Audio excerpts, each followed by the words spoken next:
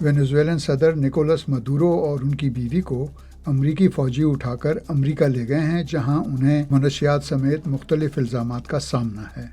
صدر ٹرمپ نے جو کہا کر دکھایا۔ یہ الگ بحث ہے کہ مسلمہ بین الاقوامی قوانین اس کی اجازت دیتے ہیں یا نہیں۔ سوال یہ ہے کہ ٹرمپ کو مسئلہ منشیات سے ہے یا ان کی نظر وینزویلن تیل کے وسیع ذخائر پر ہے۔ BBC-Urdu.com کی رپورٹ پر مبنی BBC ریڈز کے ساتھ میں عمر آفریدی ہوں۔ آپ سن رہے ہیں BBC ریڈز۔ امریکی صدر ٹرمپ نے وینزویلن صدر نکولس مدورو کو پکڑوانے میں مدد دینے والی معلومات پر انعام کی رقم دگنی کر کے $5 کروڑ کر دی تھی، اور یہ بھی اعلان کیا تھا کہ مدورو حکومت کو غیر ملکی دہشت گرد تنظیم قرار دیا جائے گا۔ اور پھر ٹرمپ نے مدورو کو امریکہ لانے کے لیے فوجی آپریشن کا حکم دے دیا۔ یہ سب اچانک نہیں ہوا۔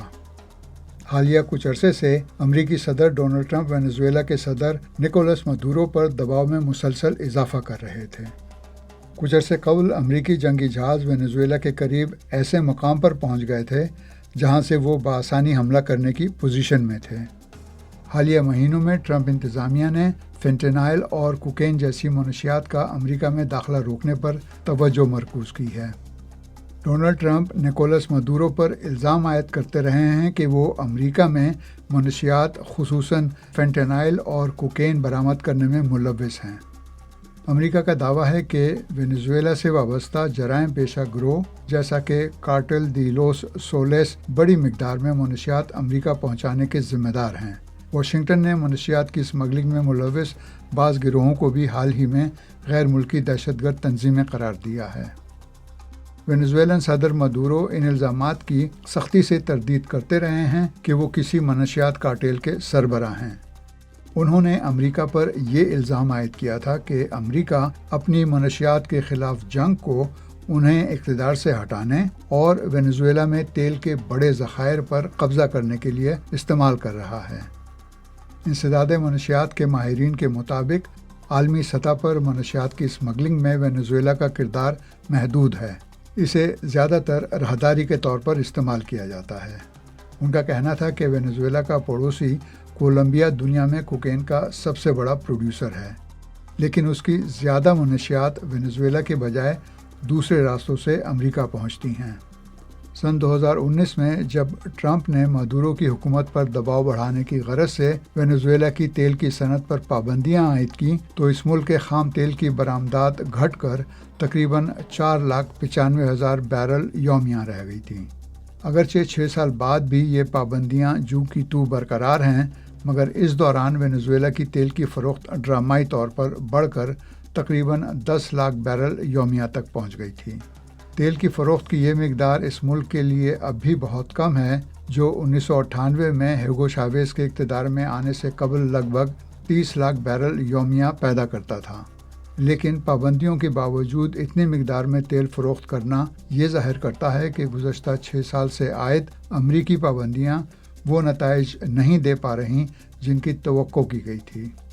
وینزویلا کی حکومت امریکی پابندیوں سے بچتے ہوئے تیل کی پیداوار بحال کرنے اور خام تیل کی فروخت کے لیے نئے راستے تلاش کرنے میں مصروف رہی ہے، جس کے لیے ایک خفیہ بحری بیڑا مرکزی کردار ادا کرتا رہا ہے۔ یہ بیڑا دراصل ایسے تیل بردار جہازوں کا نیٹ ورک ہے جو مختلف حربے اپنا کر اپنی نقل و حمل چھپاتا ہے اور اس تیل کی ترسیل کرتا ہے جس پر امریکی پابندیاں عائد ہیں۔ امریکی حکومت نے گزشتہ مہینوں میں بہت سے تیل بردار جہازوں کی نشاندہی کی یا انہیں قبضے میں لیا جو وینزویلا کا تیل اسمگل کرنے کی کوشش کر رہے تھے۔ وینزویلا اس امریکی اقدام کو کھلی ڈکیتی اور بحری قزاقی قرار دیتا ہے۔ ٹرمپ یہ بھی الزام عائد کرتے ہیں کہ وینزویلا کے اقتصادی بحران اور حکومتی مظالم کی وجہ سے لاکھوں لوگ ملک چھوڑنے پر مجبور ہوئے ہیں، جن میں سے سینکڑوں ہزار امریکی سرحد پر پہنچ گئے ہیں۔ انہوں نے مدورو پر الزام عائد کیا تھا کہ انہوں نے جیلیں اور پاگل خانے خالی کر کے قیدیوں اور پناہ کے خواہش مندوں کو امریکہ ہجرت کرنے پر مجبور کیا ہے، مگر ٹرمپ نے ان الزامات کی تائید میں کسی طرح کے ثبوت پیش نہیں کیے۔ نکولس مدورو نے بائیں بازو کے صدر ہیگو شاویز اور ان کی جماعت United socialist party of Venezuela کے دور میں سیاسی اہمیت حاصل کی۔ सन 2013 میں وہ شاویز کے بعد وینزویلا کے صدر بنے۔ 2024 میں مادورو کو صدارتی انتخابات کا فاتح قرار دیا گیا، تاہم اپوزیشن کے مرتب کردہ نتائج کے مطابق ان کے امیدوار ایڈمنڈو گونزالیز واضح اکثریت سے جیت گئے تھے۔ امریکہ میں وینزویلا کے سینکڑوں ہزار تارکین وطن کی آمد اور امریکہ میں منشیات خصوصاً فینٹینائل اور کوکین کی اسمگلنگ کے خلاف وائٹ ہاؤس کی مہم کے حوالے سے مادورو اور ٹرمپ کے درمیان شدید اختلافات رہے ہیں۔ ٹرمپ نے وینزویلا سے تعلق رکھنے والے 2 منشیات فروش گروہوں ٹرین دے اراگوا اور کارٹیل دے لوس سولیس کو غیر ملکی دہشت گرد تنظیمیں قرار دیا ہے اور الزام لگایا ہے کہ دوسرے گروہ کی قیادت خود مادورو کر رہے تھے۔ حالیہ مہینوں میں امریکی افواج نے بین الاقوامی پانیوں میں ان کشتیوں پر 2 درجن سے زیادہ حملے کیے ہیں جن کے بارے میں دعویٰ کیا جاتا ہے کہ وہ امریکہ میں منشیات اسمگل کرنے کے لیے استعمال ہو رہی تھیں۔ ان حملوں میں 100 سے زیادہ افراد ہلاک ہوئے۔ وینزویلا کے لیے تیل فارن ایکسچینج کا سب سے بڑا ذریعہ تھا اور اس شعبے سے حاصل ہونے والا منافع حکومت کے بجٹ کا آدھے سے زیادہ حصہ پورا کرتا تھا۔ فی الحال وینزویلا روزانہ تقریباً 9 لاکھ بیرل تیل برآمد کر رہا ہے، جس کا سب سے بڑا خریدار چین ہے۔ امریکی انرجی انفارمیشن ایڈمنسٹریشن کے مطابق 2023 میں وینزویلا نے عالمی خام تیل کی پیداوار کا صرف 0.8% پیدا کیا، جس کی وجہ تکنیکی اور بجٹ چیلنجز ہیں۔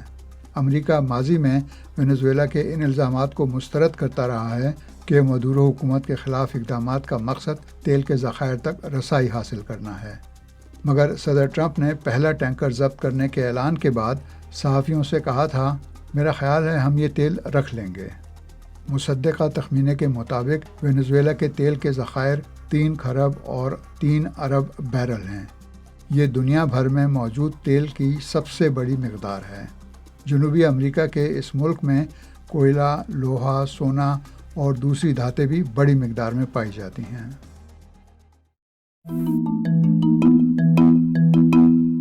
BBC ریڈز BBC ریڈز کے ذریعے ہماری یہی کوشش ہے کہ BBC اردو کی ویب سائٹ کی وہ سٹوریز جن میں آڈینس کی دلچسپی زیادہ نظر آتی ہے انہیں اور بھی زیادہ لوگوں تک کیوں نہ پہنچایا جائے۔ تو ہم پڑھیں اور آپ سنیے اور اپنے دوستوں اور ساتھیوں کو بھی سنائیے۔